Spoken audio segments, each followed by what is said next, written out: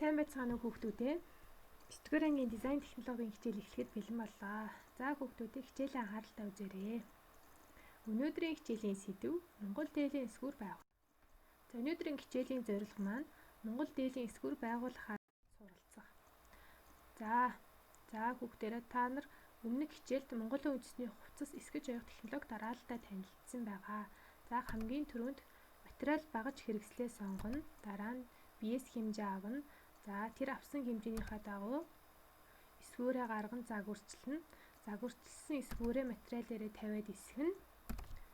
Дараа нь ойноо. За хүүхдүүд өнөөдөр бид нар эсгүүр байгуулахын тулд бид нар дараах хэрэглэгдэхүүнүүд хэрэгтэй байгаа. Харандаа, шугам, гордиг, дэвтэр, биеэс авсан хэмжээнүүд, лекал шугам. За дээлийн эсгүүр байгуулахын тулд бид нар дараах 5 төрлийн хэмжээг хэрэгтэй байгаа. За хүзүүний тойрог, сээжний тойрог, бугуйн тойрог, дээлийн урт, ханцууны урт. За хүзүүний тойргийн хэмжээх авахдаа игмний цэг болон хүзүүний сүр цэгийг дайруулна, тойруулж хэмждэг. Сээжний тойргийн хэмжээг сээжний өндөр цэг талыг дайруулна, суган доогуур тойруулна хэмждэг. Бугуйн тойргийн хэмжээг бугуйн цэгийг дайруулна, тойруулж хэмждэг. За дээлийн уртын хэмжээг авахдаа хүзүү сээрний уулзвар цэгээс доош дээлийн уртаар дурын хэмжээгээр хэмжинэ. За ханцууны уртын хэмжээг хэмжихдээ хүзүү сээрний уулзвар цэгээс мөрний цэгийг дайруулна, эрхий хурууны хүчээр хүүхдүүдээ та бүхэн өнөөдөр дараах өгсөн хэмжээгээрээ дээлний эсгүүрийн байгуулалтыг нэгийг харьцах 4 масштабаар багасгаж дэвтэртээ зураарай. За эсгүүрээ байгуулж эхлэе. За дэвтрийнхаа баруун дэд болонд эм цэгийг тэмдэглэнэ. За эм цэгээс доош дээлийн уртын хэмжээгээр хээ цэгийг тэмдэглээд эм цэгийг хээ цэгтэй шулуунаар холбоно. За одоо эм цэгээс баруун тийш ханцууны уртын хэмжээгээр эм 1 цэгийг тэмдэглэж эм цэгийг эм 1 цэгтэй шулуунаар холбоно. За эм 1 цэгээс доош бугуйн тойргийн хэмжээгээр б цэгийг тэмдэглэнэ. Эм 1 цэгийг б цэгтэй холбоно. За эм цэгээс зүүн тийш сээжний тойргийг 4 дахь хуваагаад 5-ыг нэмээд эм 2 цэгийг олно. За хээ цэгээс бас адилхан сээжний тойргийг 4 дахь хуваагаад 5-ыг нэмээд хээ 1 цэгийг олоод эм 2 цэгийг хээ 1 цэгтэй, хээ 1 цэгийг хээ цэгтэй шулуунаар холбоно.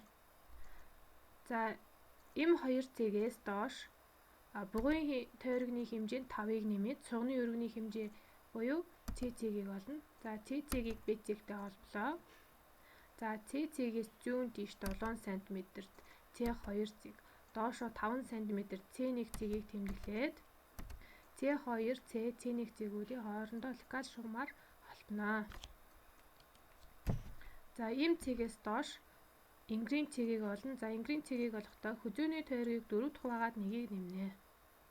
За энд одоо Е цэгийг тэмдэглэж авлаа. За одоо ингрийн харааны өргөний хэмжээг олно. За энийг олохдоо хүзүүний тойргийг 4 дахь хуваагаад 2-ыг нэмнэ.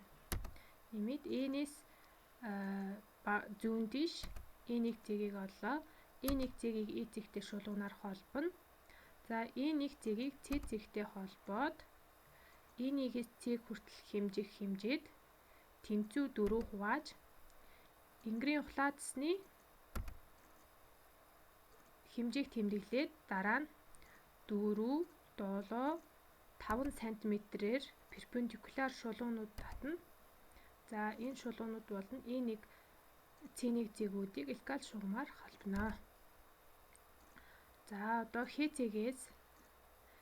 цэгээс зүүн тишээ тогтмолтой 8-аас 10 см-т хээ 2 цэгийг оллоо.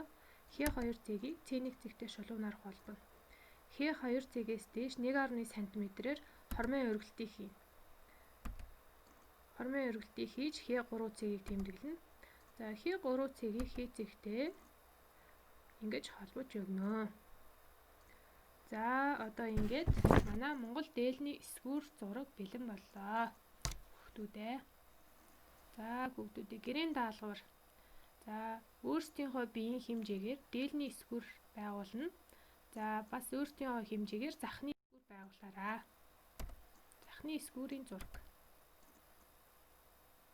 За өнөөдрийн хичээлд идэвхтэй оролцсон та бүхэндээ баярлалаа. Амжилт хүсье.